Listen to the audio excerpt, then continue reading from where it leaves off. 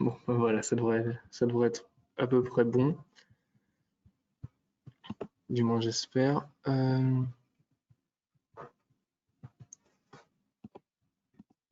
Ok, donc, alors la semaine dernière, il y a eu le cours avec beaucoup de rappels mathématiques qu'a fait Guillaume. Il me semble que vous avez vu notamment tout ce qui est donc la dérivation et enfin vous êtes allé jusqu'à la dérivation et un petit peu d'intégration. Et bah, c'est très simple, c'est tout ce dont je vais avoir besoin. Donc aujourd'hui, on va faire le premier cours de mécanique.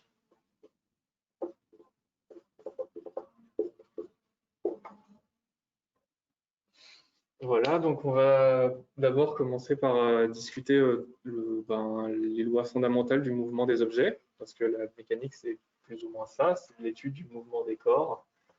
Donc on va, pour cela, donc commencer par une approche intuitive de la loi de Newton, donc qui est la loi fondamentale de la dynamique et qui est celle qu'on va utiliser absolument partout.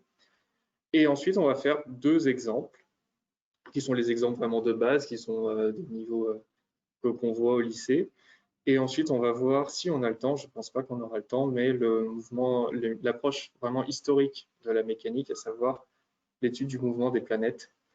Et ce sera, je ne sais pas si on aura le temps. La semaine prochaine, il y aura un deuxième cours de mécanique qui sera probablement un peu plus intéressant, quoique un peu plus compliqué, parce qu'on parlera du coup d'oscillateurs harmoniques et de pendules et ce genre de choses, en bref, des mouvements d'objets un peu plus complexes qui sont beaucoup plus intéressants et qu'on retrouve absolument partout en physique.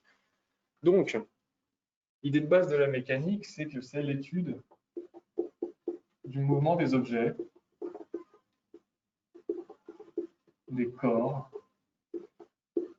et on va faire plusieurs suppositions pour la suite, c'est parce que ce sera beaucoup plus simple. On va partir du principe que un corps en physique peut être assimilé à un point de l'espace. Parce qu'en fait, on comprend assez rapidement, par exemple, si je prends ce stylo, que ça va être beaucoup plus difficile de décrire le mouvement de cet objet, parce que la partie, le capuchon du stylo ne va pas avoir la même trajectoire, ne va pas se déplacer de la même manière que l'autre bout du stylo. Il va y avoir des mouvements de rotation et ce genre de choses, et ça devient très très difficile de les considérer. Du coup, on a tendance à partir de principe, pour commencer du moins, que chaque objet peut être assimilé à un point et qu'on s'intéresse simplement au mouvement de ce point dans l'espace. Et du coup, c'est comme ça qu'on fait. Au moins au début, après, ça demande des notions de physique un peu plus complexes pour réussir à faire vraiment du mouvement d'objets avec une certaine forme. Et on ne va pas le faire parce que c'est un petit peu plus compliqué. Voilà. Donc ça, c'est l'hypothèse fondamentale. Maintenant, pour la suite, on va commencer à parler de l'espace physique. Donc,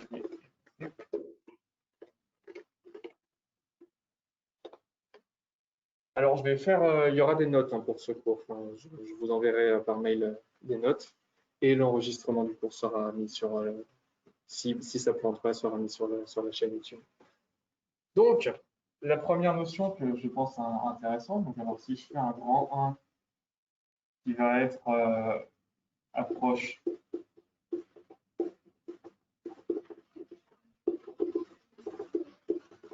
intuitive de, on va dire, la loi de Newton, parce que c'est vraiment la loi qu'on va utiliser tout le temps pour la mécanique. On va commencer par un petit a qui sera simplement de parler de ce que c'est que l'espace en physique.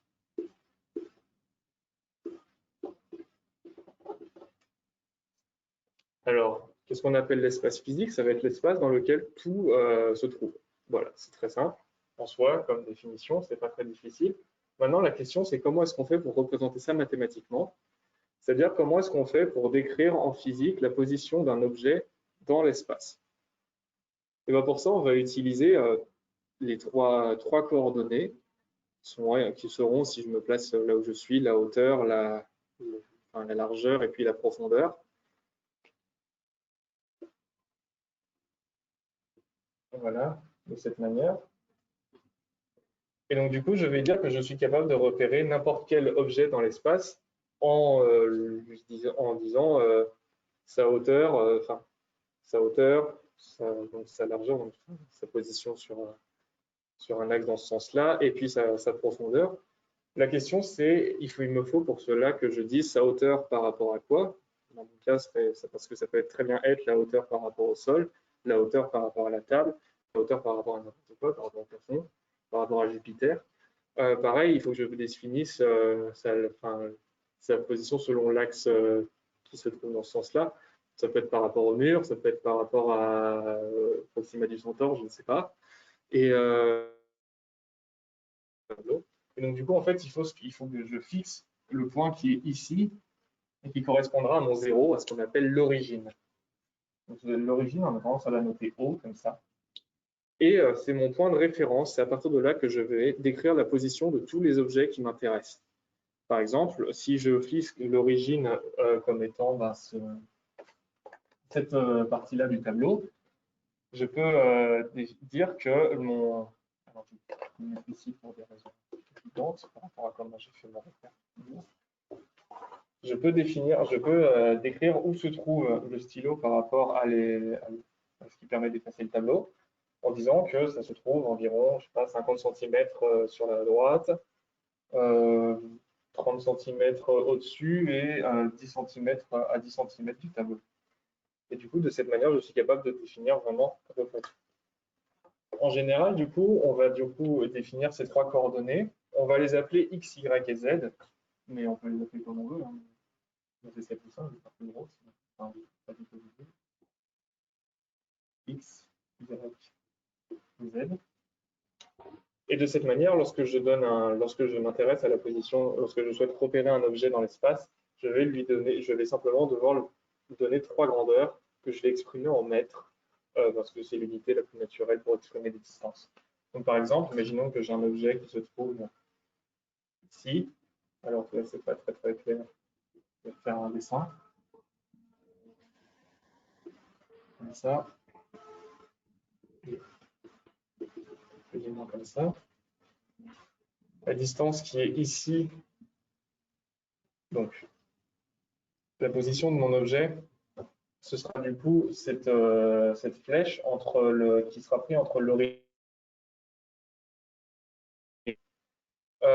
Je vais appeler cette flèche R. On va voir après que c'est un vecteur. On l'appellera un petit peu différemment. Donc si mon objet, je l'appelle N. Et donc du coup, la distance ici sera donc la distance OM Y. La distance ici sera OM X. Et la distance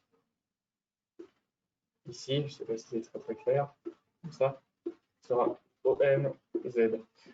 C'est du coup de cette manière que c'est donc le nom que je donne à aux trois coordonnées, qui me permettent de dire où se trouve l'objet M par rapport à une origine O. En principe, du coup, on va noter ça à peu près comme ça. C'est pas à peu près, c'est complètement comme ça, mais on dit que mon point est donc OMX, OMY, OMZ, et on met ça entre parenthèses en colonne comme ça. Et sur le OM, on met une petite flèche pour indiquer que c'est vraiment quelque chose qui a c'est un ensemble de trois nombres qui nous permettent de repérer les objets dans l'espace. En principe, écrire OM à chaque fois, ce serait quand même assez long et assez fastidieux. Du coup, on a tendance à donner des noms un peu plus simples. Par exemple, R, c'est ce que j'ai fait tout à l'heure. Techniquement, je peux écrire R à la place. Ça pose absolument aucun souci. Je vais en dessous. C'est quand même un peu plus simple sans R, c'est pas donc, du coup, on écrira RX, RY et RZ comme ça. En principe, on appelle ça un vecteur, mais ça, c'est pas très important. On va pas du tout l'utiliser par la suite, c'est juste je le donne comme ça maintenant. Alors, on a du coup, de cette manière, on est capable de trouver la position d'un objet dans l'espace par rapport à un point. que l'on considère comme étant fixes. On va voir plus tard que ça a des répercussions assez intéressantes. Les nombres Rx, Ry et Rz sont ce qu'on appelle les coordonnées de ce point.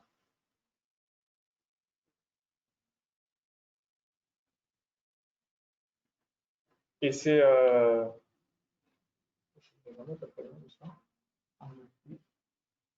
Voilà. Et donc, du coup, voilà, c'est à peu près tout ce que j'ai à dire sur l'espace physique. C'est assez... c'est vraiment quelque chose de très fondamental. Il existe d'autres méthodes qu'on peut utiliser parfois pour repérer la position des objets dans l'espace. On en parlera peut-être au deuxième semestre, si vous continuez au deuxième semestre, parce que de base, on n'en a vraiment pas besoin de cette manière. Hop, je vais effacer. On va passer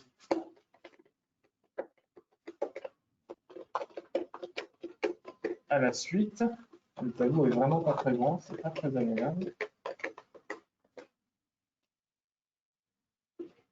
Hop, la deuxième chose que j'aimerais aborder avant de faire vraiment une réflexion pour obtenir les lois fondamentales de la dynamique, ce sera tout simplement la notion de trajectoire.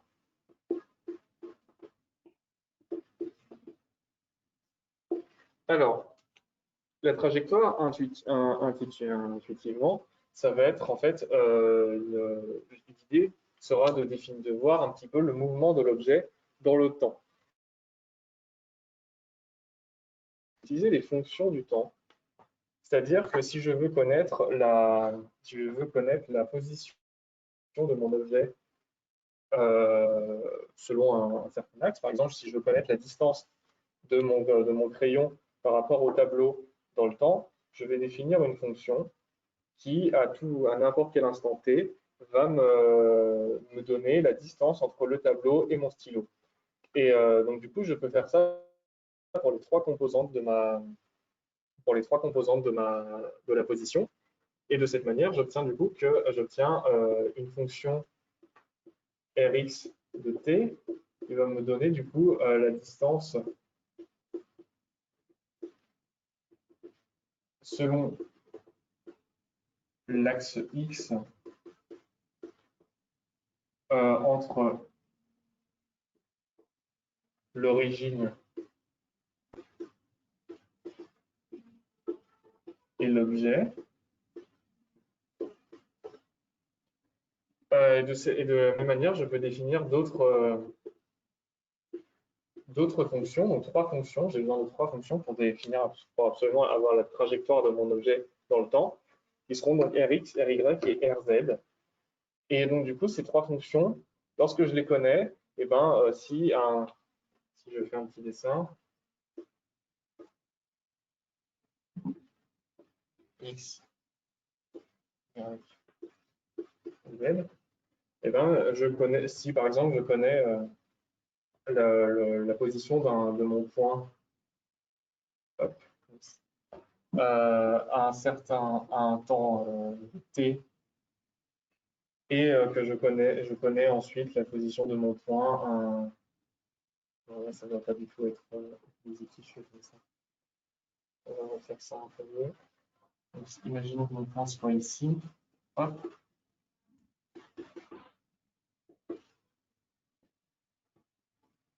Voilà, donc là j'aurai Ry à un premier instant que j'ai appelé T1. Là j'ai Rx à T1. Maintenant, imaginons qu'après un certain temps, l'objet se retrouve maintenant à cette position ici.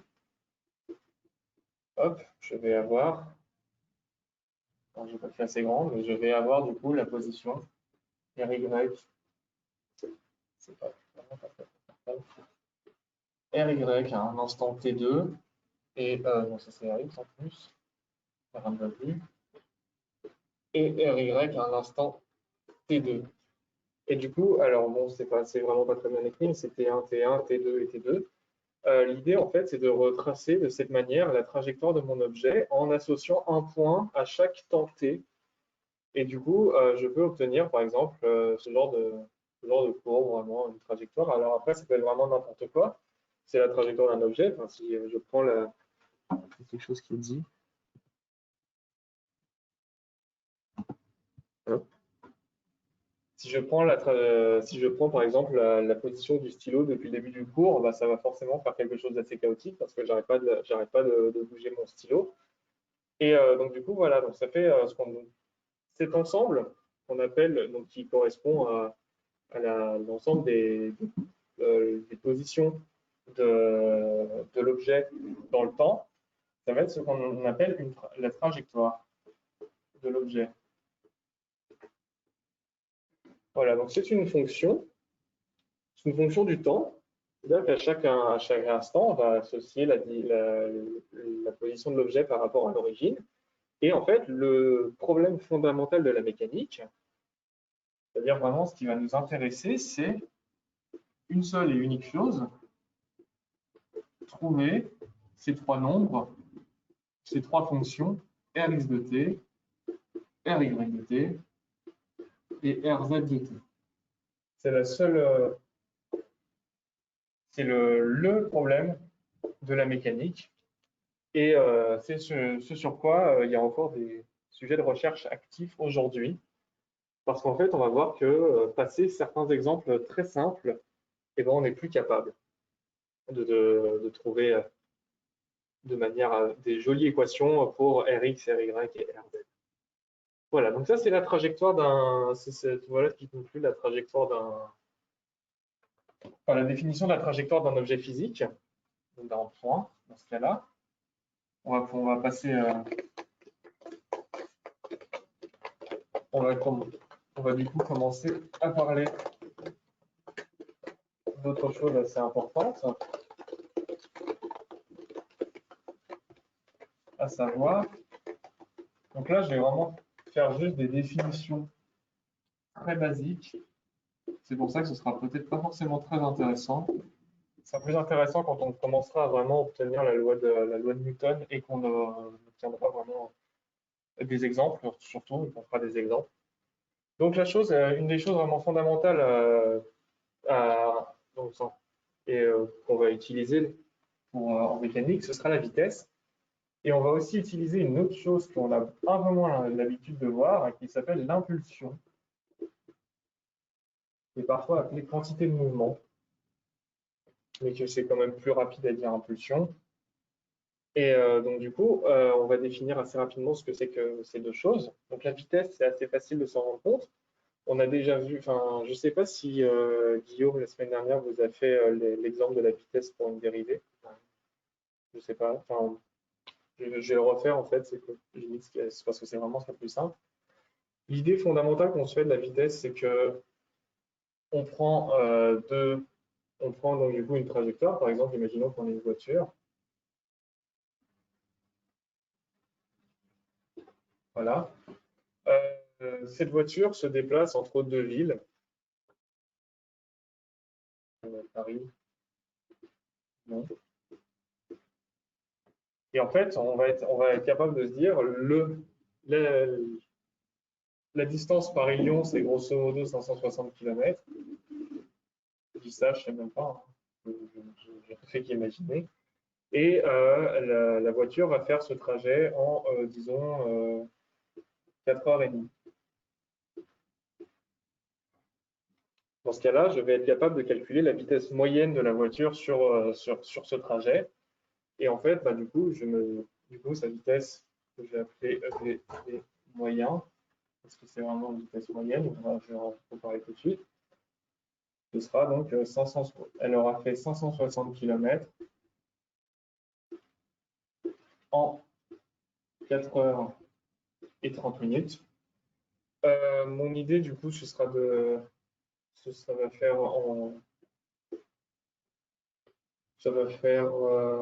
ça me semble un peu petit en vrai, 4h30, on va prendre plutôt 5h. Voilà, ça va faire environ 100 km/h.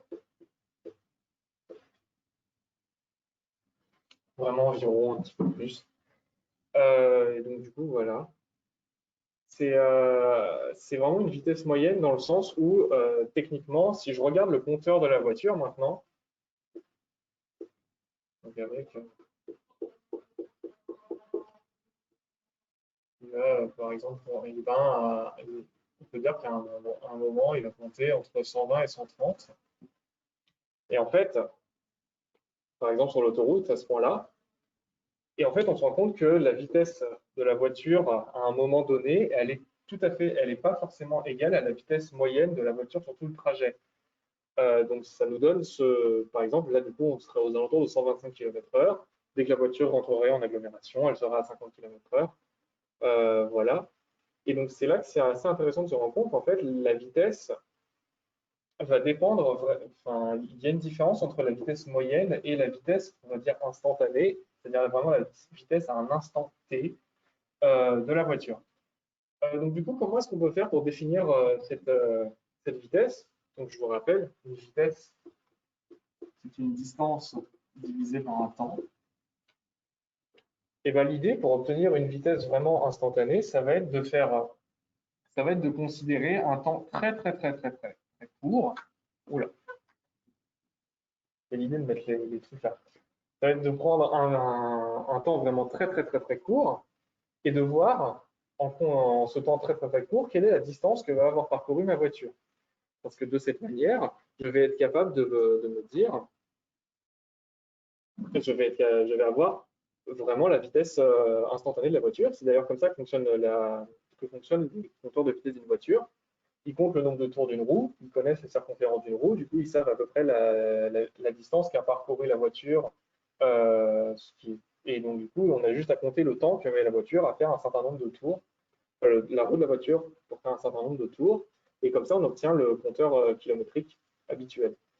Donc du coup, l'idée ça va être vraiment de faire tendre, de prendre le temps le plus petit possible et de voir ce qui se passe. Et en fait, les mathématiques et les mathématiciens, même si à la base il n'y avait pas une grande différence entre mathématiques et physique à l'époque, nous ont dit que c'est Newton tout simplement qui a le premier eu cette idée et qui s'est dit on devrait être capable de prendre un t extrêmement petit, infiniment petit, aussi petit que je veux. Et ça, c'est le concept de base de la. C'est pas possible. C'est le concept de base de ce qu'on appelle la dérivation, que vous avez vu la semaine dernière avec Guillaume. Et donc, du coup, une vitesse que je vais plutôt appeler instantanée,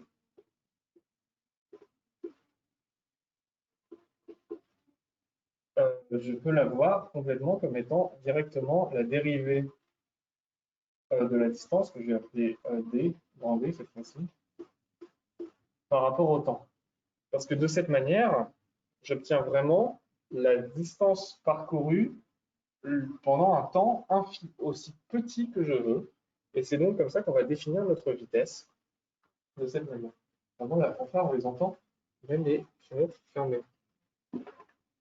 Donc voilà, ça c'est notre définition de la vitesse. En général, en physique, on va parler de vitesse tout court lorsqu'on aura cette définition.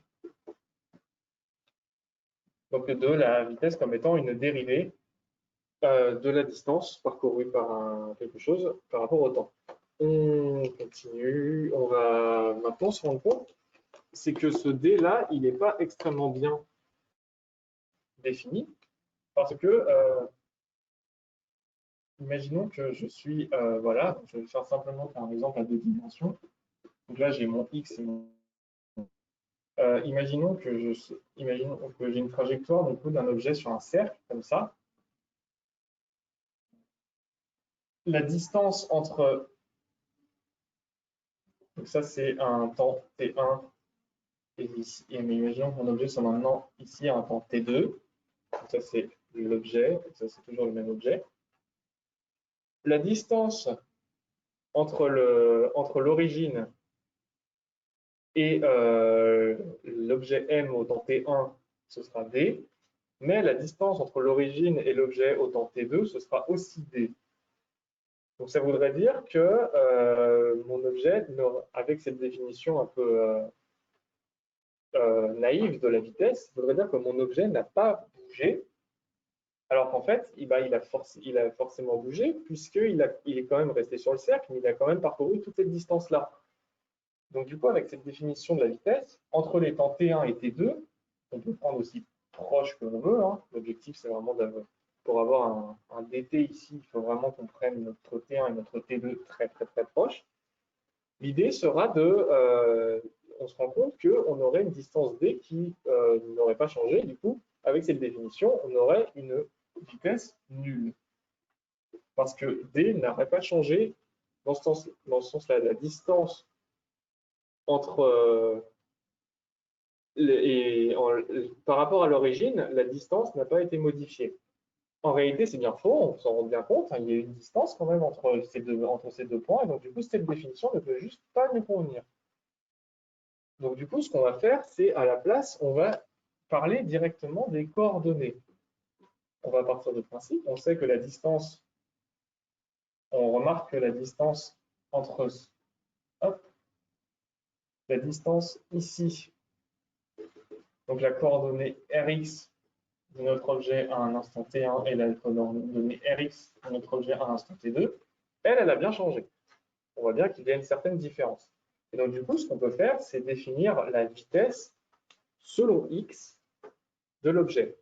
C'est-à-dire la vitesse qu'il aura lorsque je regarde uniquement son mouvement sur l'axe x. Et donc ça,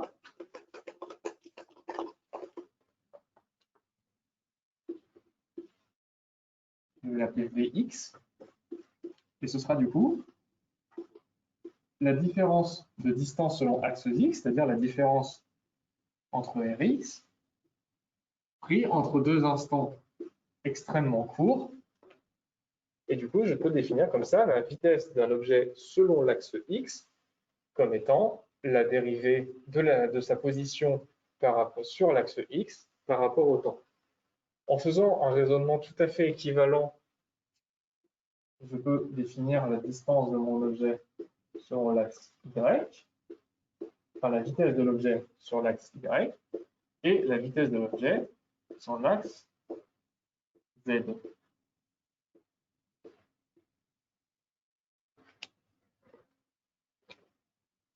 Ça, c'est la définition de la vitesse, c'est la véritable définition de la vitesse en physique. C'est vraiment la définition dont il faut se souvenir, et c'est de cette manière que les physiciens travaillent avec la vitesse d'un objet, notamment les physiciens mécaniciens.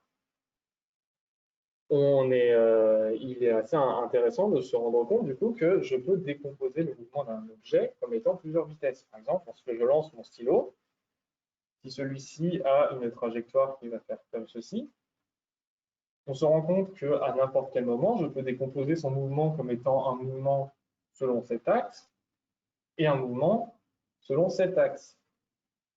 Si je mets en place les deux, ça me formera ce genre de mouvement. Du coup, sa vitesse, je peux dire que selon cet axe, il a une certaine vitesse. Donc, dans mon cas, sa vitesse était plus ou moins constante. Elle ne changeait pas. Du coup, c'était quasiment, on peut prendre sa vitesse moyenne dans ce genre de cas. Tandis que selon l'autre, selon l'axe de la hauteur et non de la largeur du tableau, la vitesse va d'abord diminuer, puis repartir dans l'autre sens. Donc, du coup, la vitesse va être d'abord positive, puis négative. On va voir tout ça lorsqu'on va faire des exemples juste après. C'est pas extrêmement clair, ça va venir avec le temps. Voilà. Alors maintenant, la question, c'est, les physiciens ont inventé quelque chose qui s'appelle l'impulsion.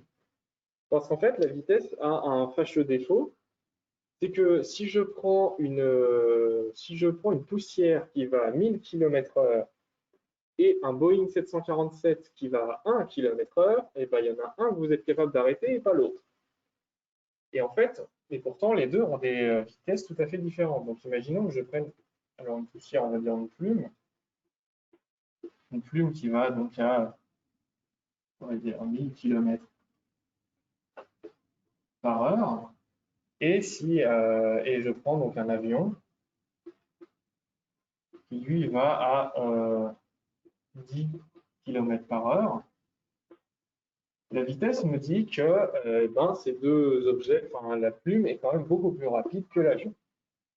Malheureusement, une plume qui va à 1000 km/h, j'ai juste à lever la main et la plume va s'arrêter.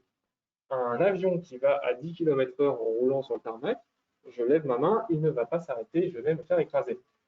Et donc, du coup, il y a autre chose à prendre en compte lorsque l'on veut faire de la physique, pour vraiment prendre en compte de l'inertie que peut avoir un objet. On va définir l'inertie un peu plus tard. Quelle est la différence entre une plume et un avion, à ton avis? La masse.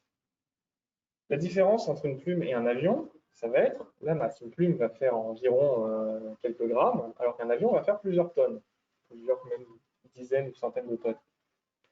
Du coup, ce qu'on va faire, c'est qu'on va définir une quantité qu'on va appeler l'impulsion, et qui va non seulement prendre en compte le fait que quand on fait aller quelque chose de vite, il est difficile de l'arrêter, mais qui va en plus prendre en compte le fait que lorsque quelque chose est massif, il va être difficile de l'arrêter.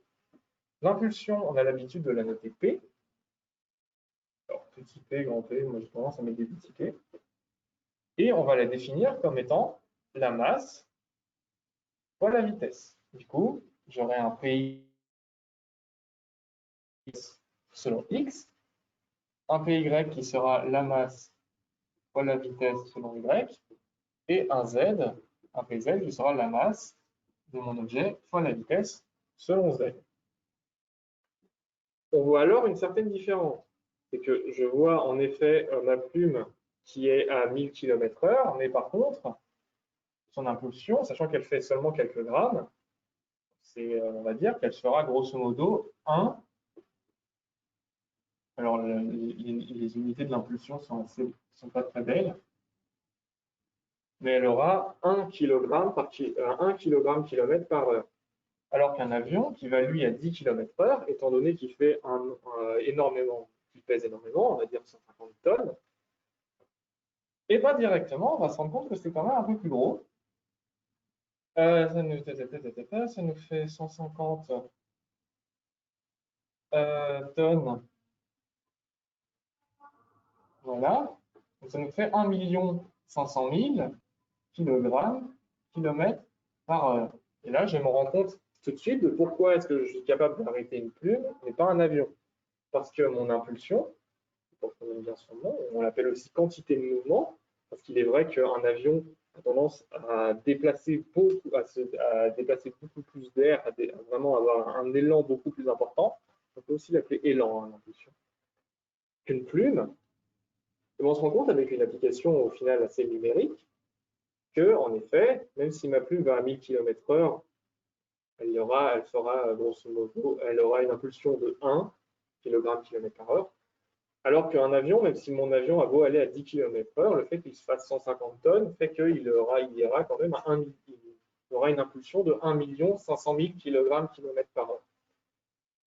Et donc, du coup, on voit bien que l'impulsion est beaucoup plus intéressante à utiliser pour la plupart des phénomènes en physique parce qu'elle représente beaucoup plus ce qui nous intéresse vraiment, à savoir le déplacement qu'a un objet. Donc pour ça, on part du principe qu'un objet a une masse. Le fait de considérer des objets sans masse, ben on arrive directement sur des théories de la relativité d'Einstein et on n'en parlera pas parce que c'est un petit peu compliqué. Parce qu'on voit qu'en fait l'impulsion a tendance à devenir nulle si la masse devient 0. Si vous remplacez m par 0 ici, vous vous rendez compte que P devient Px, Py et Pz valent 0 aussi. Et à partir de là, on n'est plus capable de définir vraiment l'impulsion. Et pourtant, on s'est rendu compte que les photons, qui ont la fâcheuse tendance à ne pas avoir de masse, à avoir une masse nulle, eh ben, ils ont une impulsion quand même. Lorsque je mets une voile, alors c'est très très faible, mais lorsque je mets une voile et que j'envoie de la lumière dessus, techniquement, le vent de photons pourrait faire avancer mon bateau. C'est tellement peu qu'on n'est même pas capable de le mesurer, mais en théorie, ça marcherait. Et il y a même certaines personnes qui pensent que dans le futur, on pourrait créer des voiliers solaires, c'est-à-dire des gigantesques vaisseaux spatiaux avec des très très grandes voiles composées de miroirs. Et du coup, lorsque les photons arrivent dessus, ils sont réfléchis et ça créerait du mouvement. Pour voir si on est capable de faire ça un jour. On sait que ça marcherait. La question, c'est est-ce qu'on peut construire quelque chose d'aussi grand? Voilà qui conclut sur l'impulsion et la vitesse. Maintenant, on va introduire une dernière petite chose, deux dernières petites choses, je pense, assez importantes.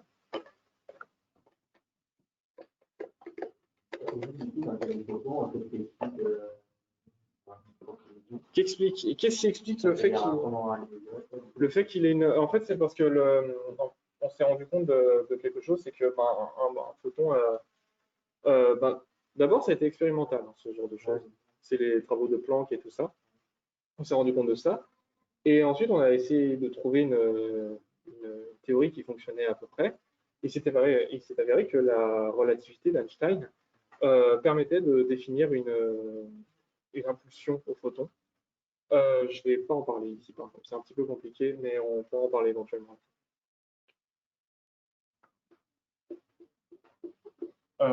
C'est plus le B, c'est le C, je ne sais même pas si c'est le C. C'est même le D, il me semble, mais bon. Accélération. Même le B, ouais. Je rentre ma part. Alors, donc du coup, l'accélération on peut définir l'accélération d'un objet comme de la même manière qu'on a défini la vitesse d'un objet. On part du principe que... Super, il n'y a plus personne. Donc, on va définir l'accélération d'un objet de la même manière qu'on définit la vitesse d'un objet, c'est ce que je disais. C'est-à-dire que la vitesse, on peut voir ça comme la variation de la position. Maintenant, l'accélération, on peut voir ça comme étant la variation de la vitesse. En général, c'est ce qu'on se rend compte. Hein, lorsqu'une voiture accélère, elle va de plus en plus vite, donc sa vitesse augmente. Lorsqu'une voiture décélère, elle va de moins en moins vite, et du coup, sa vitesse diminue. Et du coup, je vais définir de cette manière l'accélération. Je vais appeler A, donc on va avoir selon AX, qui sera la dérivée de la vitesse dans le temps. AY, qui sera la dérivée de la vitesse selon Y dans le temps. Et AZ, qui sera la dérivée de la vitesse selon Z dans le temps. Voilà. Donc ça, ce sera ma définition de l'accélération. On va se rendre compte que, donc du coup, ça correspond à la variation de la vitesse.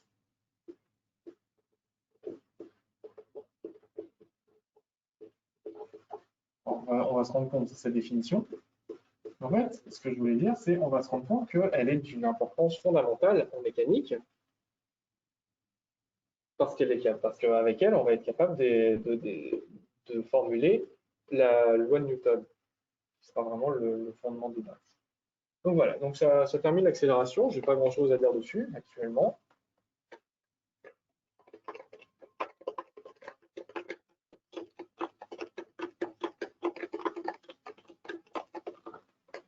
Et on va passer à quelque chose d'un peu plus physique, d'un peu moins mathématique.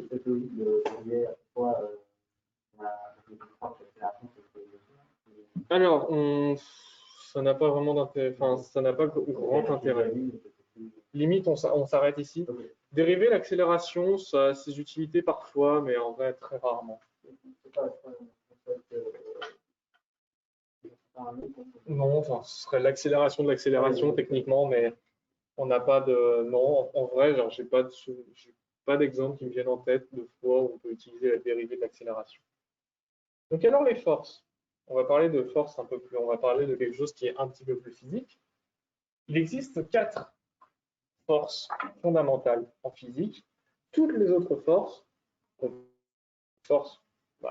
c'est assez implicite de ce que c'est. C'est-à-dire que lorsque j'appuie sur quelque chose, j'exerce une force sur cet objet. Lorsque le fait que je tombe par terre, c'est parce que la terre exerce une force sur moi. Bref, la force, c'est vraiment ce qui va induire du mouvement. Il existe donc 4 forces fondamentales en physique. Est-ce que tu les connais? Ouais, la première est celle la seule qu'on va voir pendant ce cours, je pense. Enfin, du moins sous sa vraie forme, c'est la gravitation.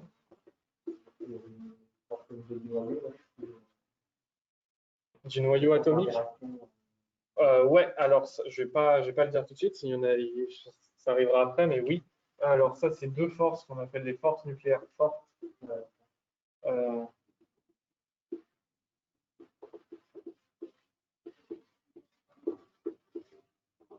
forte et la force nucléaire faible, qui au final pas si faible que ça.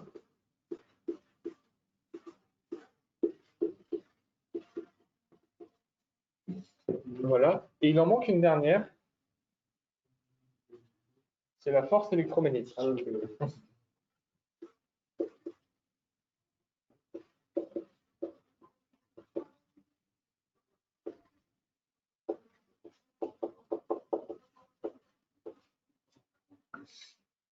Voilà. Alors, bon, la première est assez facile, on la connaît assez bien.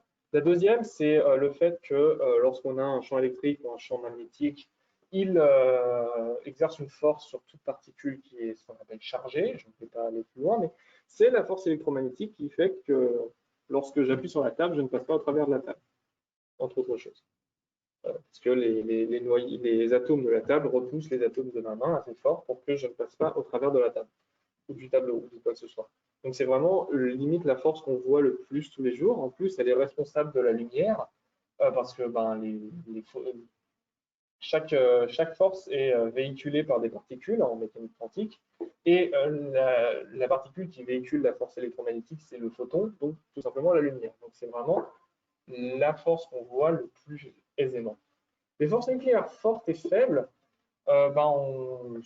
c'est au final des découvertes assez récentes par rapport aux deux autres, principalement parce que pour les voir, il faut aller vraiment dans les atomes et dans les noyaux.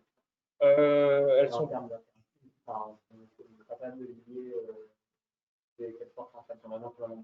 alors, j'y viens.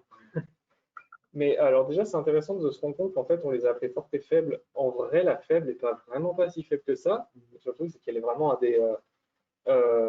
des dimensions, à des échelles qui sont très très petites. Et que la forte, elle, a des échelles un tout petit peu plus grandes. Mais en soi, elles sont pas non plus. Enfin, la force nucléaire faible n'est pas si faible. On est en train d'imaginer une théorie qui permettrait de relier toutes ces forces ensemble. Alors déjà, au niveau d'un point de vue quantique, c'est-à-dire d'un point de vue microscopique, la gravitation actuellement au pas de gauche comme pas possible. Les trois autres, ça va. Ça se passe vraiment pas trop mal. Tellement bien même qu'on a réussi à relier la force électromagnétique et la force nucléaire faible dans des cas particuliers. Mais du coup, on a été capable de faire ça. Donc les deux, au final, sont limite la même force. Je vais vraiment mettre ça entre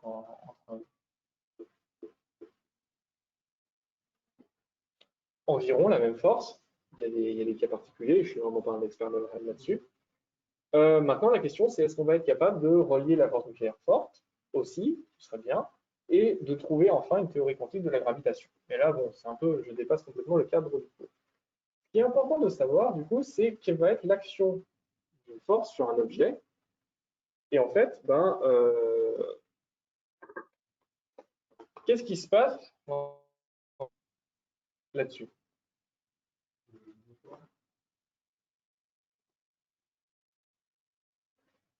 C'est ça. Mon objet était de base immobile, et lorsque j'ai appuyé dessus, il s'est mis en mouvement. C'est-à-dire, qu'est-ce que la force a donné à l'objet?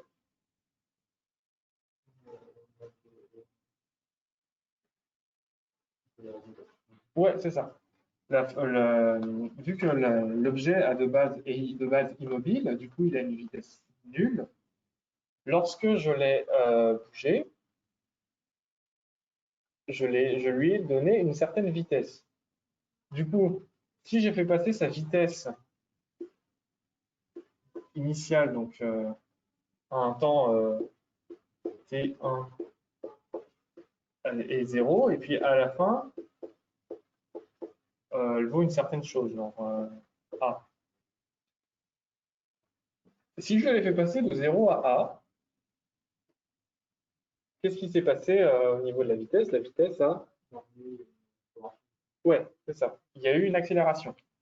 Pour que la vitesse passe de 0 à une quantité A, il doit y avoir eu une accélération.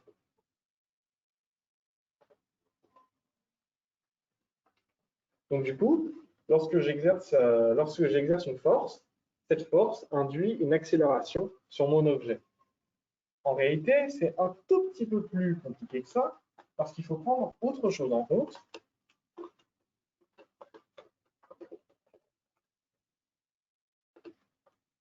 Cet objet, lorsque j'ai poussé dessus, il m'a suffi de 2 doigts et je l'ai mis en mouvement.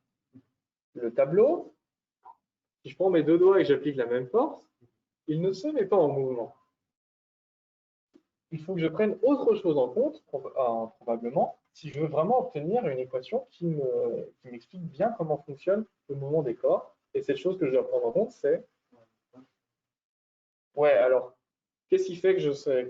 Quelle est la différence? Alors, du coup, c'est pas forcément le très très bon exemple. Si je prends aussi la chaise, j'exerce la même force sur cet objet et sur la chaise. Pourquoi la chaise ne bouge pas? Exactement.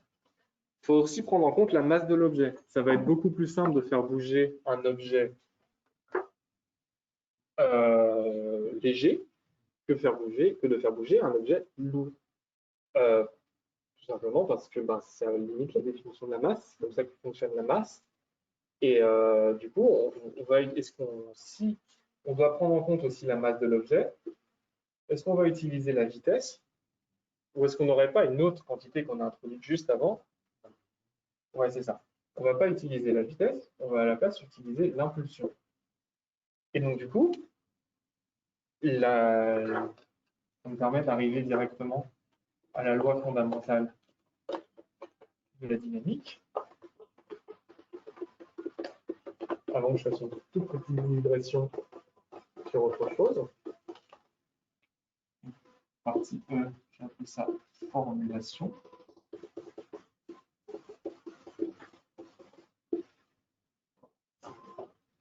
Donc, du coup, mon idée, ça va être donc du coup de trouver le lien entre cette quantité de mouvement, cette impulsion, Px, Py, Pz, et ma force.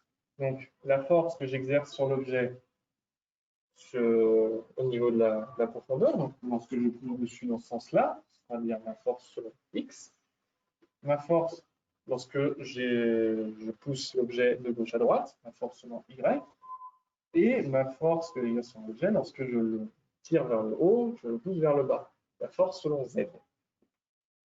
Mon objectif, ça va être de trouver une relation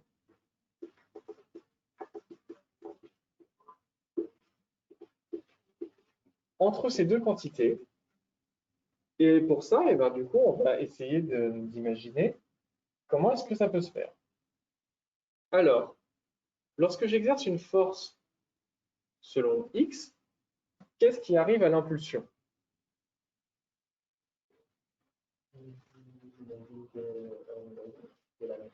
C'est ça.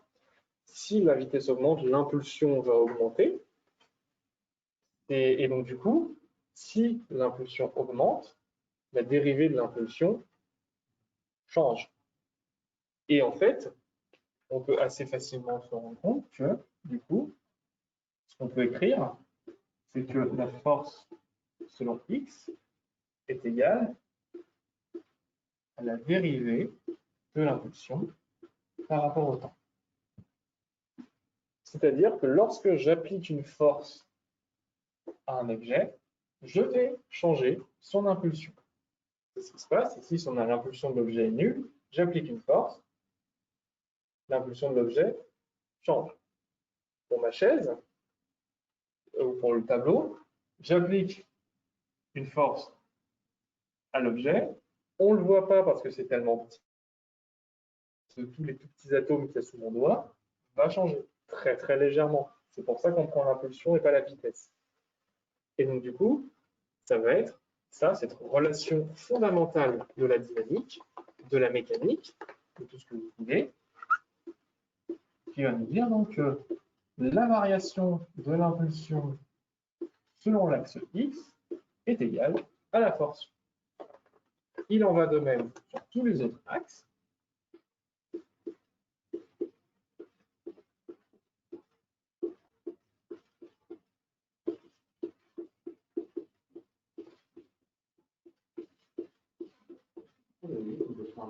Ouais.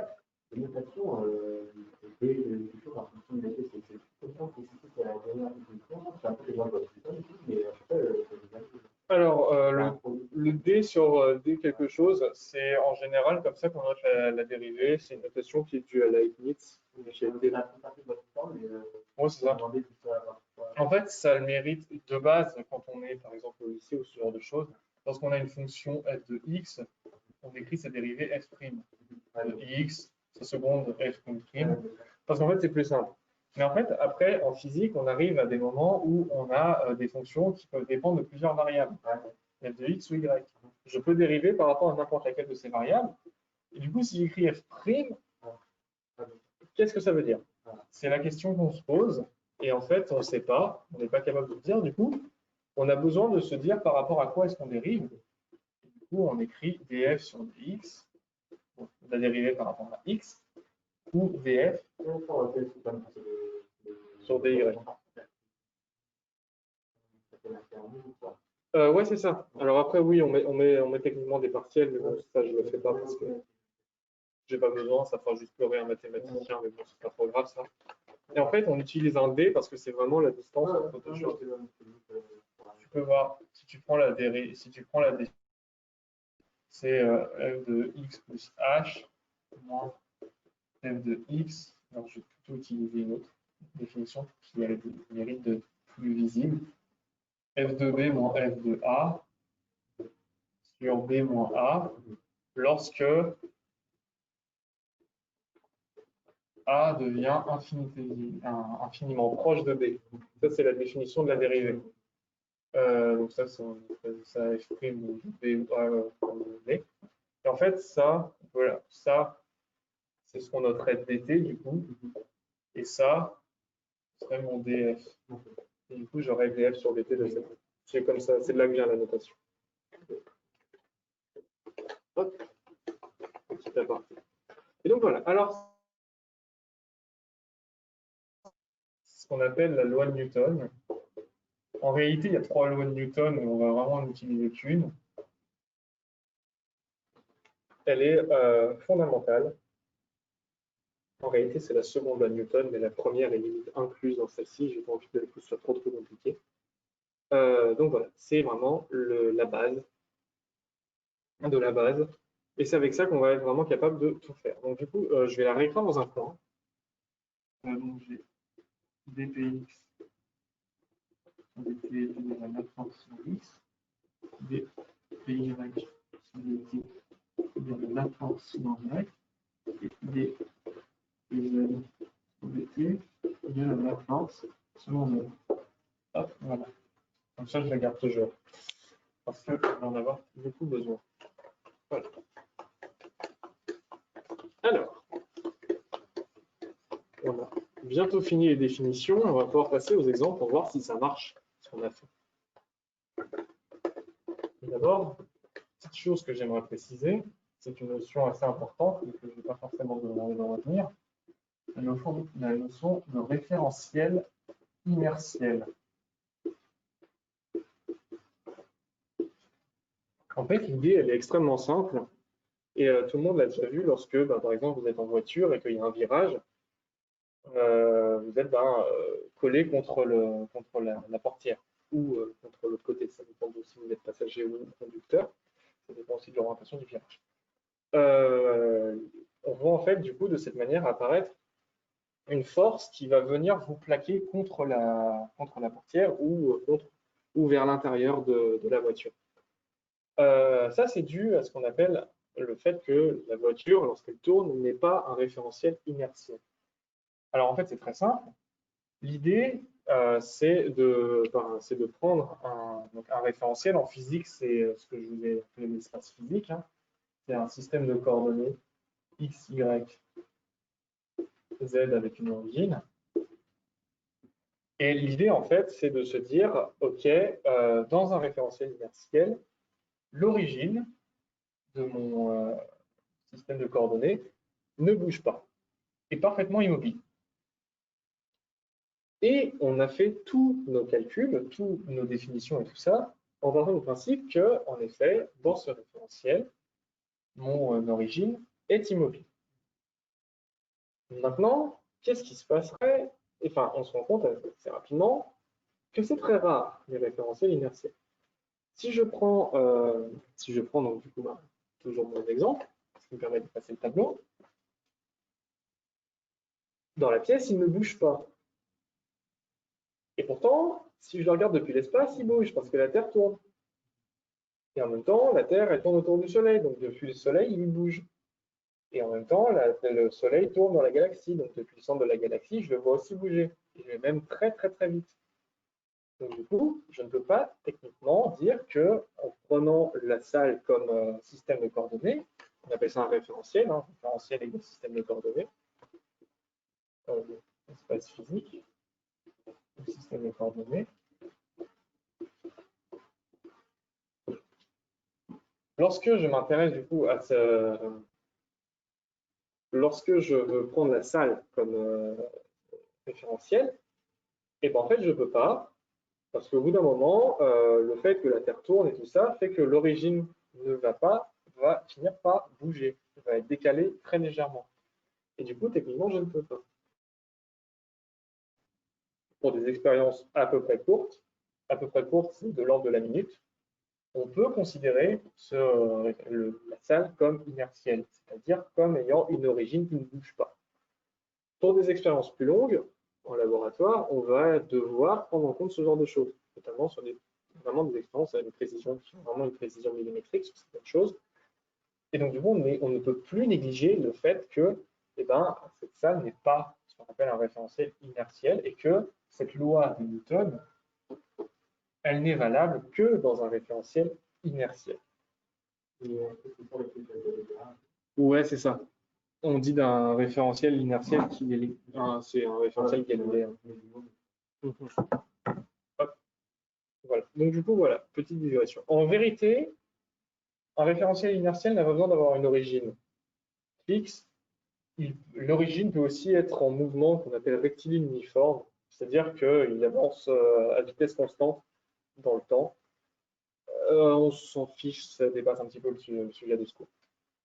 Tout ce qui est important de savoir, c'est que tous les calculs qu'on va faire sont valables dans ce qu'on appelle un référentiel inertiel, c'est-à-dire dont l'origine ne bouge pas. Et qu'en réalité, il n'est pas possible de trouver ce genre de référentiel, mais qu'on va faire comme ceci. Parce que ça marche, donc c'est pas trop. Voilà qui termine donc du coup cette première partie.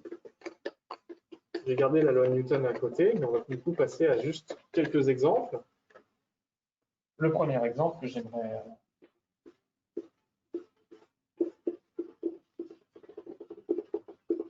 discuter, ce sera tout simplement le cas où il n'y a pas de force. Je ne savais pas comment j'allais l'appeler. Je vais lui donner le vrai nom. Je ne vais pas donner le vrai nom, je le donnerai éventuellement à l'oral, c'est tout. Donc, l'idée, c'est que si j'ai un objet, je vais prendre comme toujours le dessin basique de la mécanique. J'ai un objet qui se trouve du coup hop, à une certaine position. Je vais l'appeler R. J'ai mon système de coordonnées X, Y, Z avec mon origine O. Et cet objet, il est dans un espace complètement vide, où il n'y a rien d'autre que lui. C'est vraiment un cas extrêmement théorique. Et du coup, il n'y a pas de force qui s'applique sur l'objet. Aucune force. C'est assez... bon, voilà, c'est quand même... ça n'arrive jamais en pratique. Hein. Il y a toujours quelque chose qui s'applique. Là, on est sur Terre, il y a obligatoirement la gravité qui nous retient sur le sol. Mais là, ce cas extrêmement théorique, on a un objet qui ne subit aucune force. Dans ce cas, d'après la loi de Newton, donc s'il n'y a aucune force, que va valoir Fx, Fy et Fz? 0.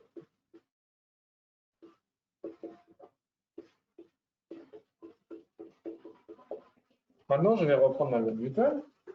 Du coup, je vais pouvoir écrire dpx sur dt est égal normalement à fx, mais fx est égal à 0. Donc du coup, tout ceci sera égal à 0. De la même manière, dpy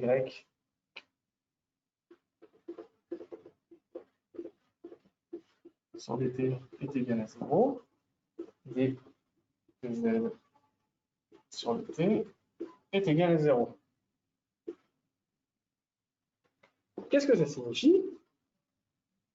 Ça signifie que si mon objet a une certaine impulsion, cette impulsion, est-ce qu'elle change ou est-ce qu'elle ne change pas dans le temps?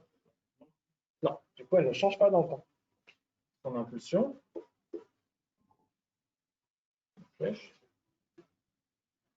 impulsion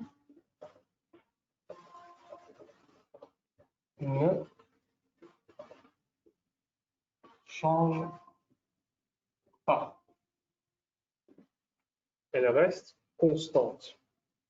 C'est-à-dire que dans ce genre dans un espace complètement vide, mon objet, si je le lance, une fois qu'il a quitté ma main, eh ben, il s'en va à l'infini.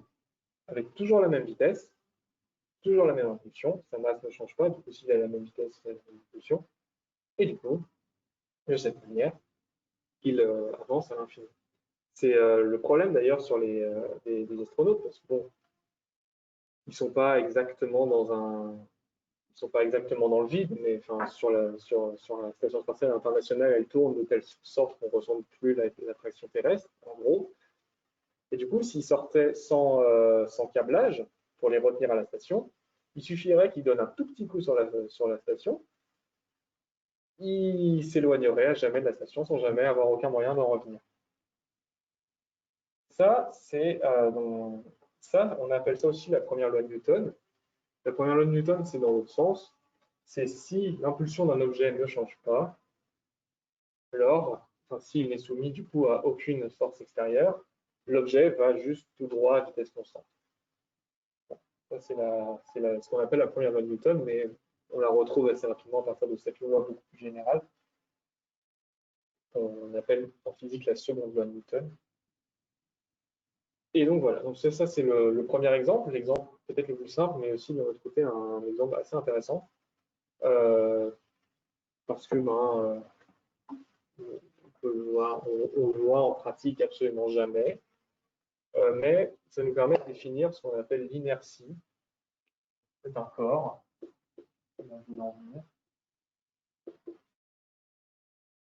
qui est la capacité d'un corps, je ne vais pas l'écrire, qui est la capacité d'un corps à conserver son mouvement.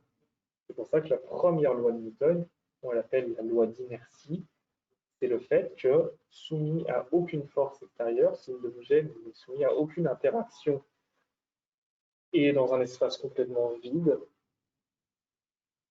il va conserver sa vitesse, il va conserver sa trajectoire, il va conserver son mouvement, il va avoir une inertie. Voilà. Donc voilà, donc ça c'était le premier exemple. On va faire maintenant un exemple un peu plus intéressant.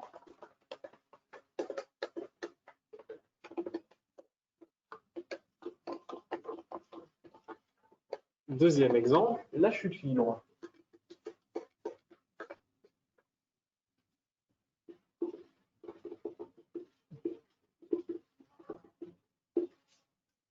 L'ascenseur s'excite. Donc, la chute libre, l'idée est extrêmement simple. Je prends un objet, je le lâche.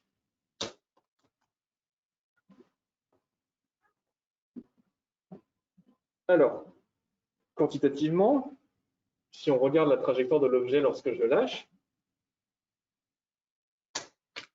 qu'est-ce qui se passe? Au niveau de première chose, la vitesse de l'objet.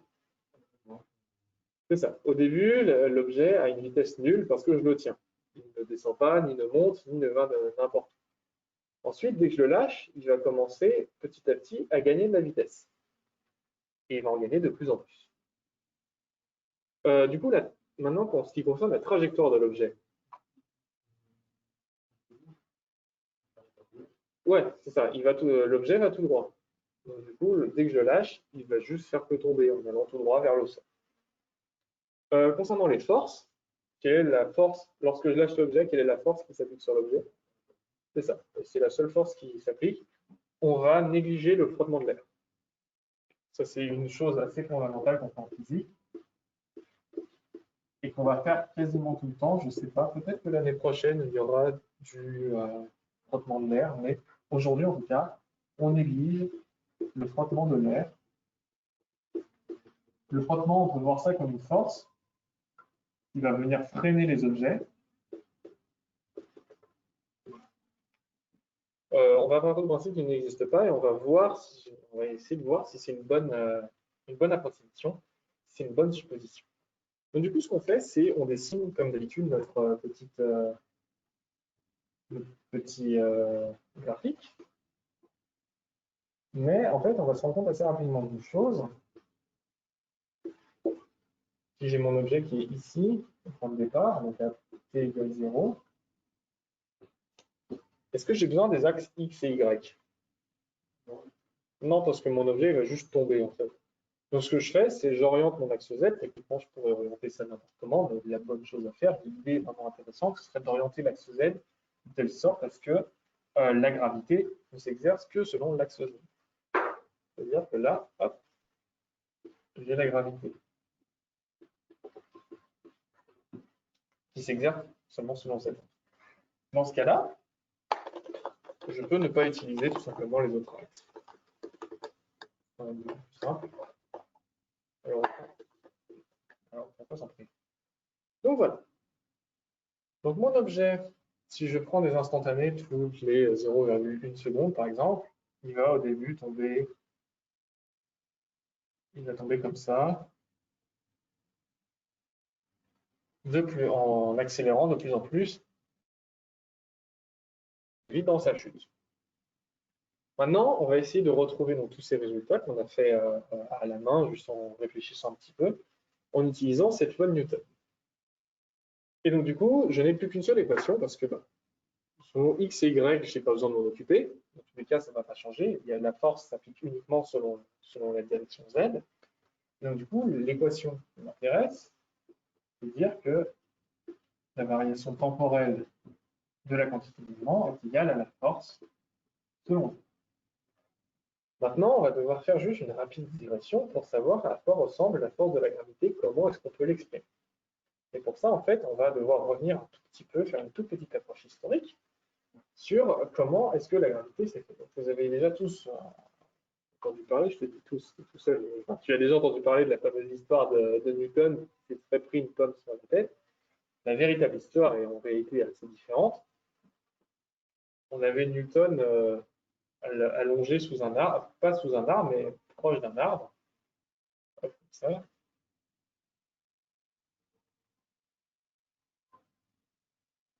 Voilà. Et Newton voit à proximité de lui une pomme tomber. Or, on était dans une de ces journées où on arrive à voir la Lune en pleine journée. Du coup, ici, il y avait aussi la Lune.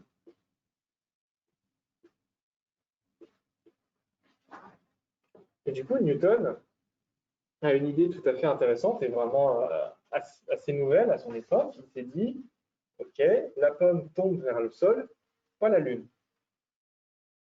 Pourquoi? En fait, à l'époque, on avait tendance à penser que la Lune était quelque chose de fixe et qu'elle n'était pas soumise à la gravité. Newton s'est dit, OK, alors la Lune, elle doit être soumise à la gravité, ça ne peut pas être quelque chose de fixe. Du coup, elle doit ressentir cette force d'attraction de la Terre, mais elle ne tombe pas, alors que la pomme tombe, elle. Et l'idée vraiment de génie, ça a été de se dire que c'est la même force qui s'applique à la Lune que celle qui s'applique à la pomme. Voilà, donc ça c'est la véritable petite histoire. Ensuite, en réfléchissant un petit peu, mais je ne vais pas vous faire le raisonnement parce qu'en vrai il est un peu long, c'est pas forcément très intéressant, il a trouvé une formule qui permet d'exprimer la force de gravité.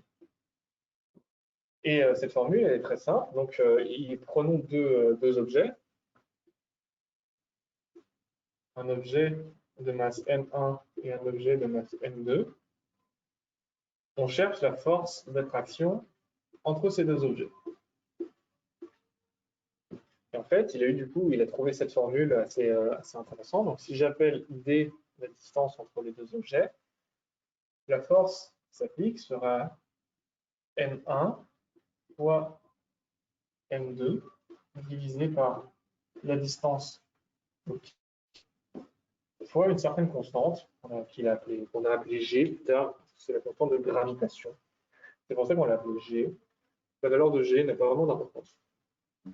Et donc du coup, lorsque plus les masses sont grandes et plus les objets s'attirent, c'est normal, hein. Enfin, je ne suis pas particulièrement attiré par la chaise qui est juste à côté, et pourtant ils peuvent bien m'attirer parce que nous avons tous les deux une masse. Mais ce qui fait que cette force entre moi et la chaise est négligeable, c'est le fait que ces masses sont très petites, alors que la Terre, qui elle a quand même une masse beaucoup plus importante, et je n'attire pas la Terre parce que la force que j'exerce sur la Terre modifie l'impulsion et pas la vitesse. La Terre est très difficile à faire bouger. Moi, je le suis beaucoup moins. Mon impulsion peut devenir je peux gagner une impulsion grande rapidement. La même impulsion à la Terre, ça fait une très faible vitesse parce qu'elle a une masse très très grande.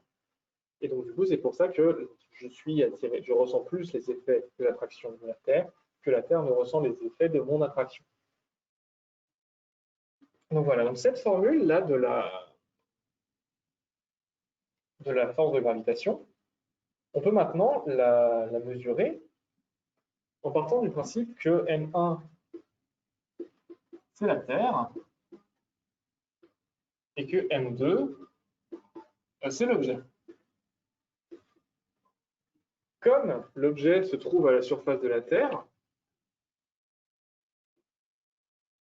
la distance entre le centre de la Terre et l'objet, on peut prendre ça comme étant le rayon de la Terre.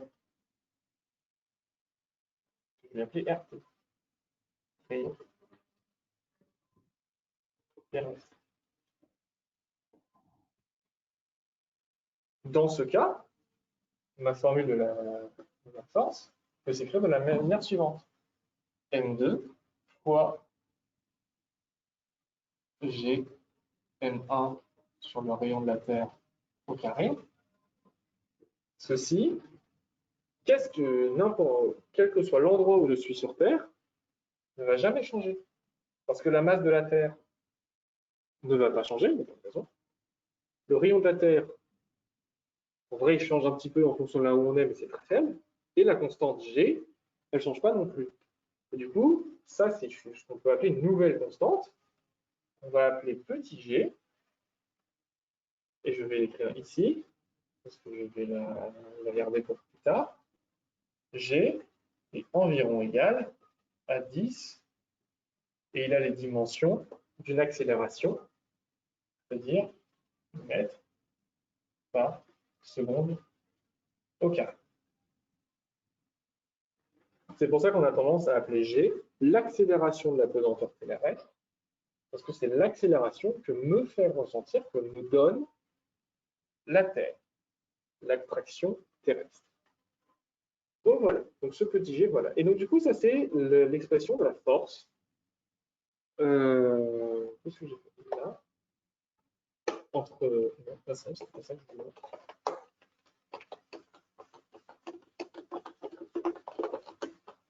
Puis là-ci, ça me va. Et donc du coup, si j'ai un objet qui a une masse m, alors la force qu'il va ressentir, ce sera mg. Maintenant, la question c'est, j'ai orienté mon axe z dans ce sens-là. Du coup, la gravité va avoir tendance à faire monter l'objet ou à le faire descendre? Ouais, le faire descendre. Et donc, du coup, si je veux que mon objet descende, il faut que ma force soit positive ou négative? Ouais. Si ma force était positive, lorsque j'utiliserais cette équation, mon objet monterait. Ce n'est pas du tout ce que je veux. Si je prends quelque chose de négatif, la vitesse d'impulsion de mon objet va devenir négative avec le temps. Et donc, du coup, je vais petit à petit avoir un objet qui tombe.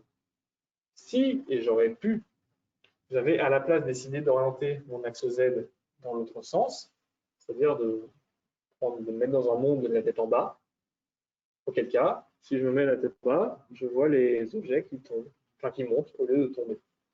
Donc, du coup, tout ça, c'est des choix qui sont vraiment arbitraires. moi, ce que je fais, c'est que donner le meilleur choix, le choix qui représente le plus la physique. En réalité, on aurait pu prendre n'importe quel autre choix comme système de coordonnées. Ça, c'est vraiment quelque chose de purement mathématique. Ça n'a aucune incidence. Dans tous les cas, mon objet, il va tomber vers le bas. Voilà. Donc ça, c'est ma formule. Donc j'ai la masse de mon objet, j'ai l'accélération de la pesanteur terrestre et j'ai tout ça. Maintenant, pour obtenir une équation éventuellement un petit peu plus simple, je vais réécrire ce que c'est que PZ. Et donc du coup, PZ c'était quoi? On avait dit par rapport à la vitesse et la masse.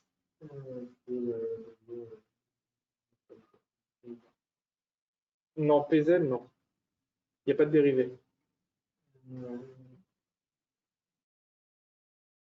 Oui, c'est juste la masse fois la vitesse. Oui, non, il n'y a pas de dérivée, j'ai enlevé la dérivée là. C'est C'est ça, oui. Du coup, si je prends maintenant, bon, tu as été un petit peu vite, tu m'as déjà vu faire ça. Si je prends la dérivée temporelle de PZ, c'est comme si je prenais la dérivée par rapport au temps de m fois PZ. Est-ce que ma masse va changer dans le temps? Non, il n'y a pas de raison. Mon objet n'a pas besoin de changer. Du coup, c'est une constante. Et les constantes, vous avez vu ça au cours de la semaine dernière de Guillaume, les constantes, je peux les sortir de la dérivation. Il va me rester juste ceci. La masse pour la dérivée de la vitesse par rapport à z sera égale à moins mg. La dérivée de la vitesse par rapport à z, c'est la dérivée de la vitesse par rapport à z. Oui, c'est ça. M fois l'accélération par rapport à z. Voilà. Et donc, du coup, si je remplace mon dpz sur dt par m à z, j'obtiens l'équation qui m'intéresse et qui va me donner un peu plus tard, et on va voir comment, la trajectoire de l'objet en fonction du temps. Donc, si je remplace dpz sur dt par m à z, ça me donne ceci, égal à moins mg. Alors, là, on va faire une toute petite digression un petit peu philosophique. En réalité, c'est quelque chose qui est un peu difficile à se représenter. J'espère juste que je donnerai une explication à peu près convenable. Les deux masses-là ne sont pas les mêmes. La masse ici, celle-ci, je vais lui donner un petit i. Et la masse là, je vais l'appeler un petit g. Le mi, c'est ce qu'on appelle la masse inertielle. Elle représente la capacité qu'a un corps, qu'a un objet, à garder son mouvement. Comme on l'avait vu, l'impulsion se conserve plus et l'avion a plus d'impulsion qu'une plume. Ça vient donc du coup de ce MI, cette masse inertielle. Et là, on a ce qu'on appelle mg, la masse gravitationnelle, qui est la masse qui apparaît dans la formule de la gravitation. Vous ne croyez pas, vous pouvez y réfléchir, ça peut prendre un petit peu de temps de se rendre compte et de s'imaginer ça, parce que c'est vraiment quelque chose qu'on a l'habitude de faire, mais il n'y a aucune raison pour que ces deux masses soient les mêmes. Pourquoi? C'est deux phénomènes tout à fait différents. Il n'y a aucun lien entre l'inertie et la gravitation à première vue, et même à seconde vue, et à toutes les vues où vous voulez. Il n'y a pas de raison, du coup, que la masse inertielle et la masse gravitationnelle soient les mêmes. Pourtant, on les a mesurées avec énormément de précision en laboratoire, elles sont identiques. On les a mesurées avec une précision ordre de 30 chiffres significatifs. Elles sont complètement identiques. Tu appliques une force à l'objet et tu vois comment est-ce qu'il bouge. Voilà. Ou tu le lances dans un truc complètement vide et tu vois comment est-ce qu'il retient son mouvement, quelle est son impulsion et tout ça. Et donc, du coup, il n'y a aucune raison pour que ces deux soient là, et pourtant elles le sont. Et en fait, ça a conduit Einstein à se poser une question fondamentale qu'on ne trouvera pas ici. Il s'est posé cette question en 1905, entre 1910 à peu près, qui est, et si au final, la gravitation, c'était pas une sorte d'inertie, c'était pas une sorte d'accélération.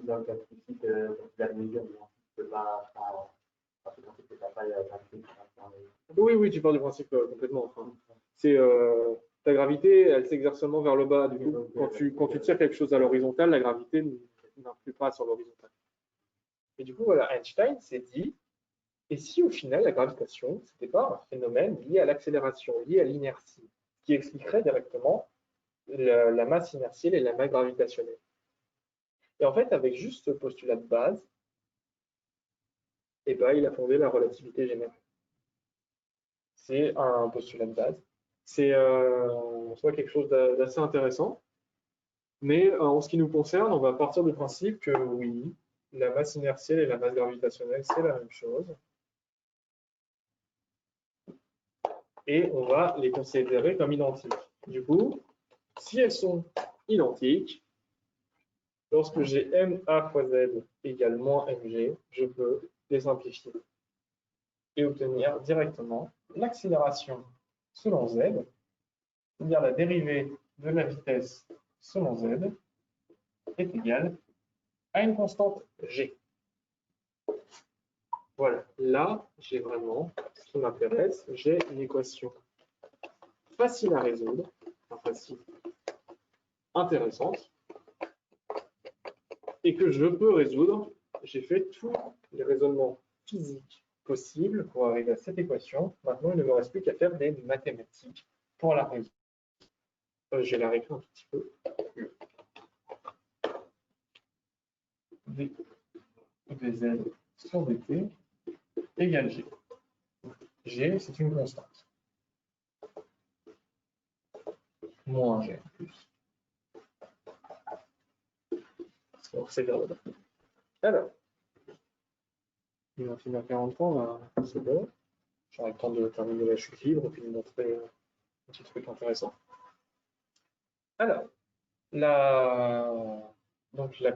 si ma dérivée de la vitesse selon z par rapport au temps, c'est moins g, la question c'est quelle va être ma vitesse? En d'autres termes, j'aimerais exprimer ma vitesse en fonction du temps, trouver une fonction du temps qui, une fois dérivée, me donnera moins g.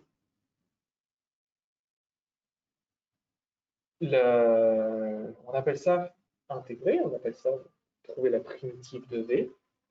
C'est pas très, c'est pas non plus quelque chose de très intéressant, mais ça nous permet de trouver la vitesse à partir de l'accélération.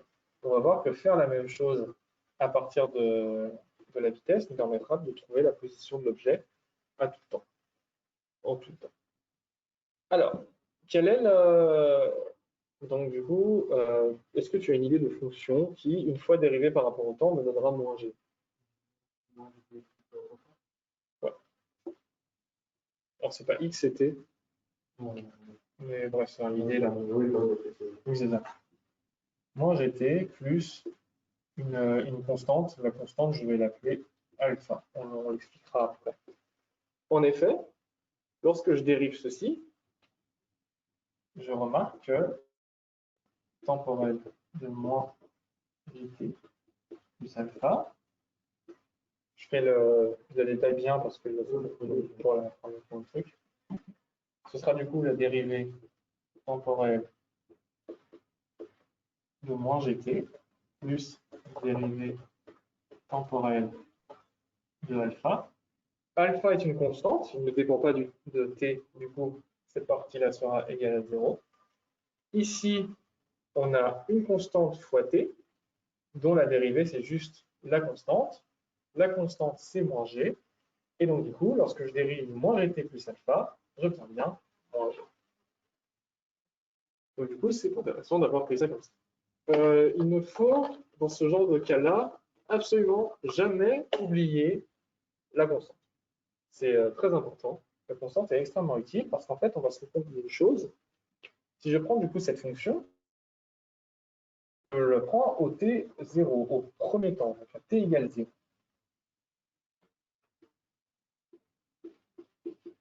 À t égale 0, j'ai Vz de 0 qui vaut moins g de 0 plus alpha.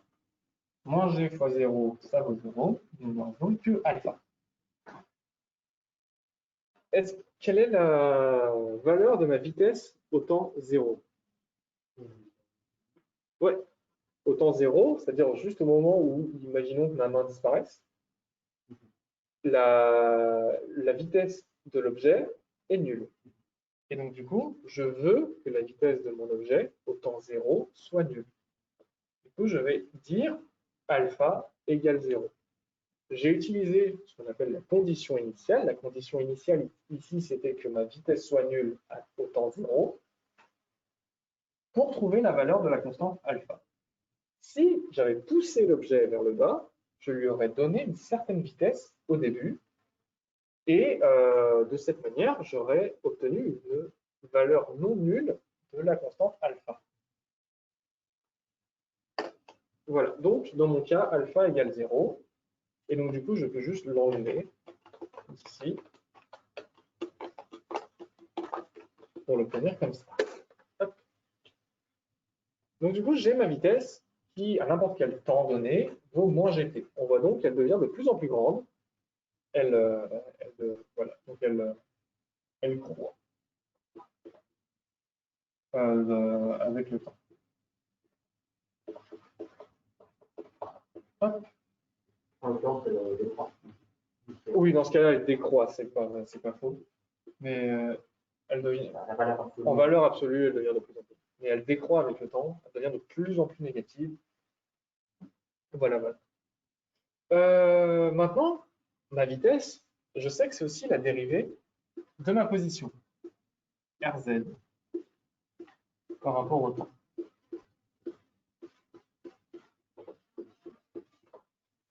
Donc, du coup, je peux remplacer Vz par drz sur dt.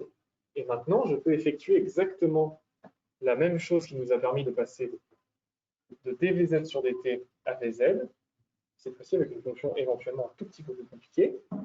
Du coup, est-ce que tu...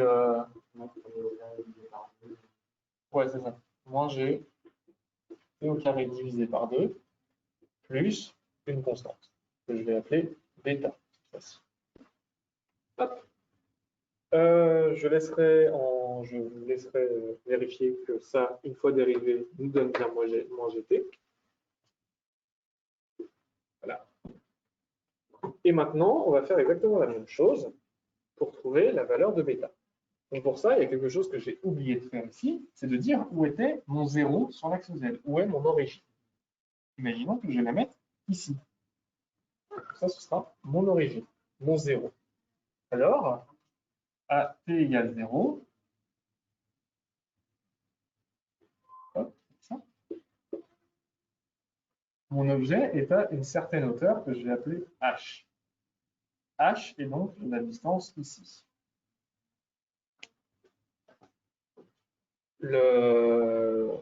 Lorsque je prends la valeur de Rz à t égale 0, donc hop, j'avais écrit, heureusement qu'on arrive sur la fin parce qu'il n'a plus beaucoup de...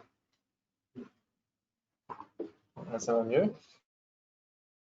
Parce que là, c'est vraiment pas du tout confortable pour moi.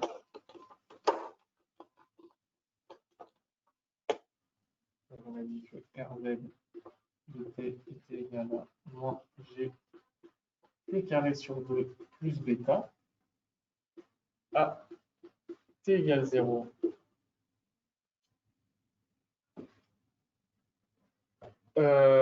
On a donc Rz de 0 qui vaut, si t égale 0, alors moins gt carré sur 2 vaut 0, et donc du coup j'ai juste bêta. Et quelle est la valeur que je veux que Rz ait en 0? Au temps 0.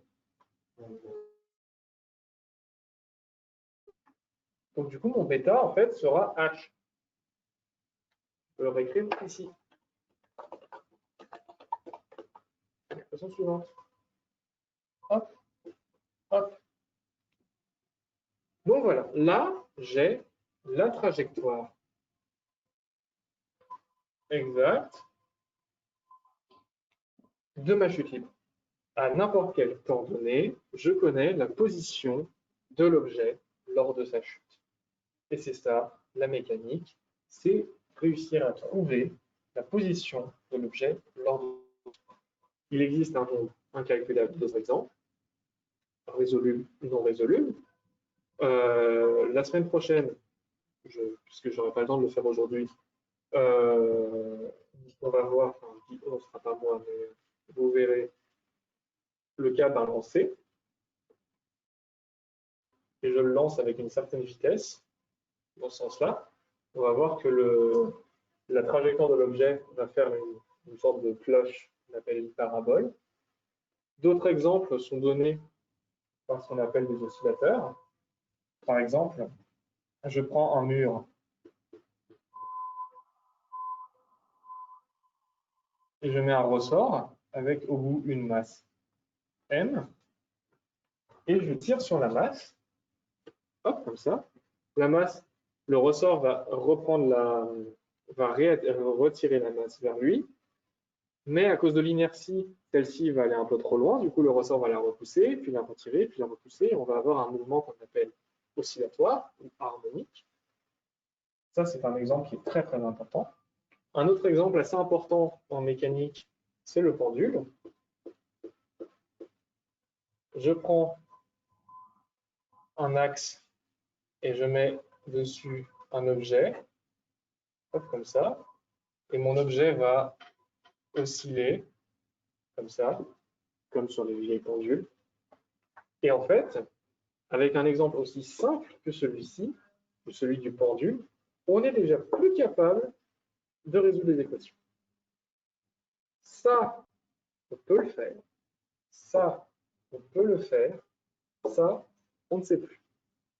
C'est l'exemple le plus simple qu'on ait de cas où on est plus capable de résoudre, on est plus capable de trouver une formule pour, alors là, ce n'est pas la distance, c'est l'angle du pendule, donc cet angle-là, en fonction du temps. Et c'est à partir de là qu'on se rend compte qu'en fait, le travail d'un mécanicien est assez compliqué parce qu'il travaille avec des choses qu'il n'est pas capable pour trouver des propriétés intéressantes. Et donc voilà, c'est ça. Je vais faire une petite brève sur le frottement. Je vais projeter.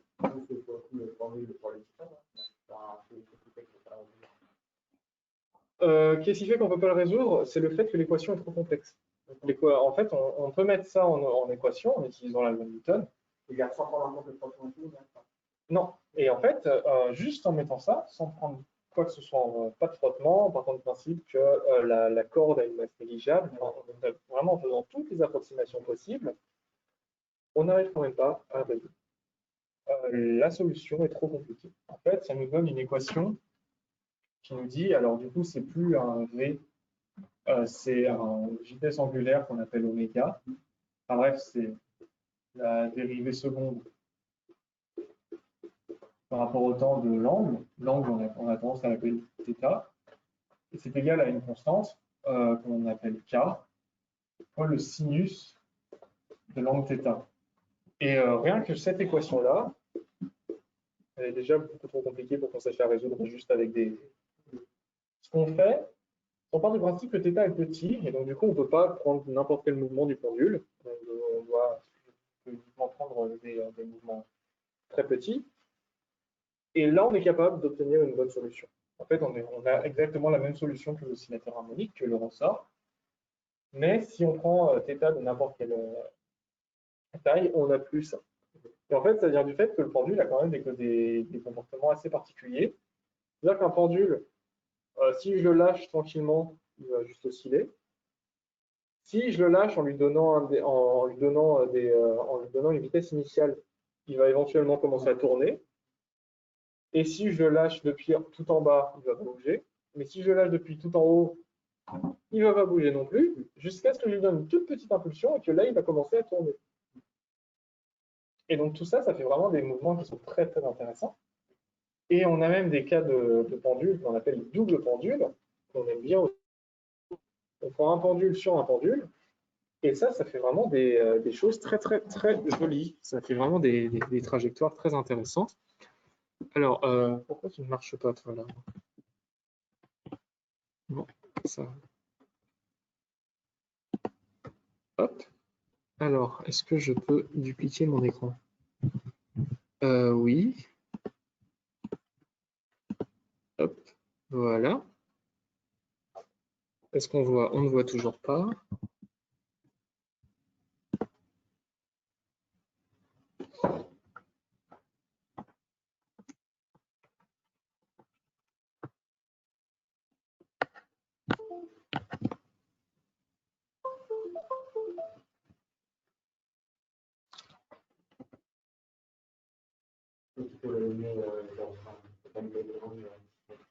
Non. Ah, s'il n'est pas branché de l'autre côté.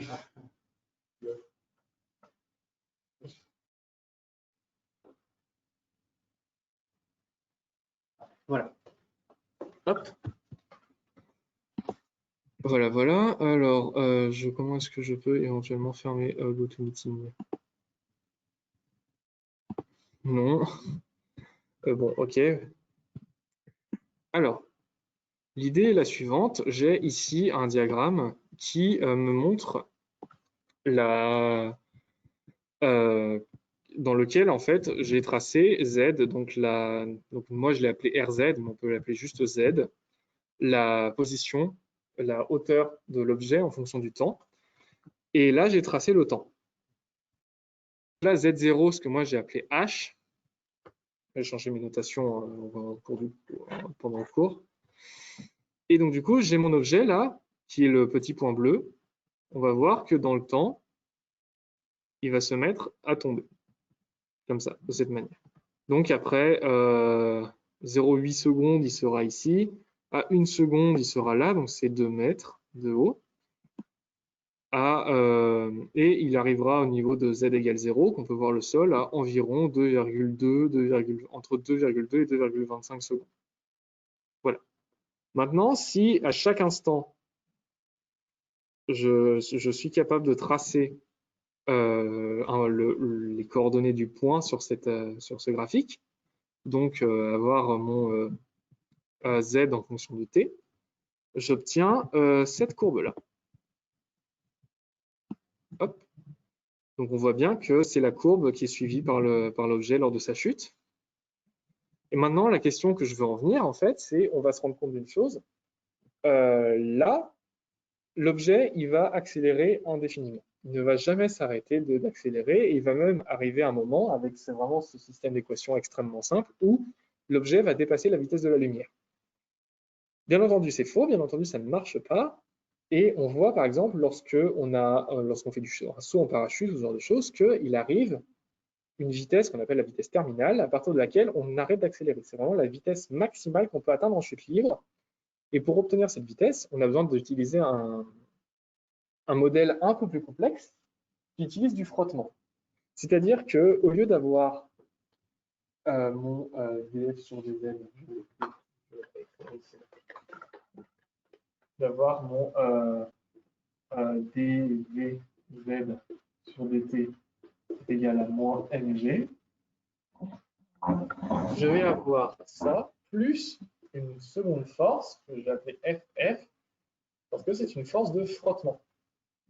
Et mettre en place cette force de frottement me donne une trajectoire qui ne ressemble plus à la même chose, mais qui ressemble plutôt à ceci. On voit du coup que non seulement l'objet chute moins vite, il prend plus de temps à chuter, mais que là où l'objet accélérait continuellement sans jamais s'arrêter, cette fois-ci, il semblerait qu'au bout d'un moment, la courbe de l'objet commence à ressembler à une droite, et cette droite signifie donc que l'objet atteint un moment où sa vitesse devient constante. Et cette vitesse constante qu'il finit par obtenir, on appelle ça la vitesse terminale, c'est la vitesse maximale de chute libre d'un objet. Elle équivaut dans l'air à pression atmosphérique normale à environ 200 km/h. Ça veut dire que lorsqu'on jette quelque chose, il va, après très longtemps, en vrai là c'est un modèle très très simplifié où la gravité est beaucoup moins importante, parce que voilà, mais si je prends les vraies valeurs, ce sera au bout d'une dizaine de secondes, il va finir, un peu plus même, il va finir par atteindre une vitesse terminale, une vitesse qui est la plus grande qu'il puisse obtenir en chute libre et qu'il aura au moment de s'écraser au sol. Voilà, voilà. Donc ça, c'est l'équation à résoudre avec la force de frottement devient tout de suite beaucoup plus complexe. Et chose qui est assez intéressante, la solution va commencer à obtenir, la solution va être une exponentielle. Et donc c'est une exponentielle plus c'est exponentielle de moins x plus une constante. Grosso modo, la solution, en gros, en vrai, c'est un peu plus compliqué que ça. Et ça nous donne du coup cette trajectoire un peu plus intéressante où on a une vitesse maximum et du coup qui représente beaucoup plus les conditions physiques. On a aussi une autre limitation parce que lorsqu'on fait une chute libre aussi en l'absence d'air, eh ben, il n'empêche qu'un objet ne peut pas dépasser la vitesse de la lumière. C'est le fondement de la relativité. Et donc, la relativité d'Einstein nous dit que en fait, cette équation n'est pas exactement vraie. Et il fait une toute petite modification pour que non seulement on puisse obtenir la trajectoire d'un objet, mais en plus, la vitesse de cet objet ne peut jamais dépasser la vitesse de la lumière. Voilà, voilà. C'était juste les deux petits horizons.